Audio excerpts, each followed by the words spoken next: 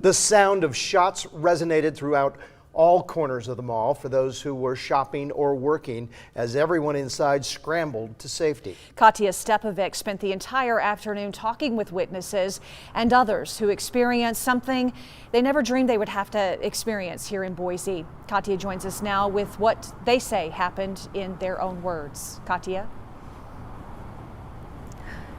Well, absolutely, Mark and Kim. And first, I want to address where we are right now. This is still a current live investigation, so police officers have actually pushed the parameters back so they can continue that investigation. But all day, you heard it, we spoke to people, witnesses, rushing out of the mall, calling their loved ones, confirming that they are okay. But the bottom line here is that 2 people lost their lives today, and that is just something that the community is having a really hard time coming to terms with.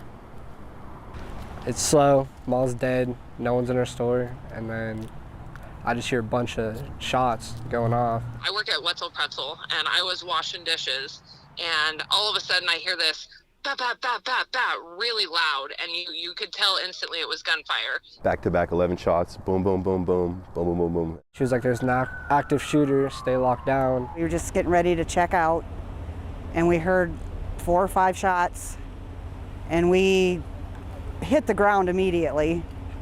And then the cashier, she hit the ground with us and started kind of crawling away. And then we heard another 4 or 5 shots. And she goes, come with me, come with me. And she took us and hid us into one of their closets that have a code on it. What was going through your mind? What if they get through that door? We're dead. Owner, employee, security guard, or customer. Around 1:50 in the afternoon at the Boise Mall, minds raced and people dropped to the floor. My friends and I were drinking and having food at Old Chicago. Just paid our bill. And then we saw a bunch of people running out of the main entrance. Look like they were panicked, looking back. And that's when security pulled up and said there's active shooter. And then got on the loudspeaker and told people to leave the building. Instantly, like, my heart rate's going, you know, a little scared, not gonna lie. Just saw mobs of people running. Definitely some panic in people's eyes. Native Idahoans, first-time visitors, or lifetime shoppers all shared something in common Monday, a fear for their lives. We live in Illinois, like 3 hours away from Chicago, where it's more expected. So, you know, you don't expect for it to happen here. For people in the mall, after shots rang out, an hour and a half of hiding felt like a lifetime.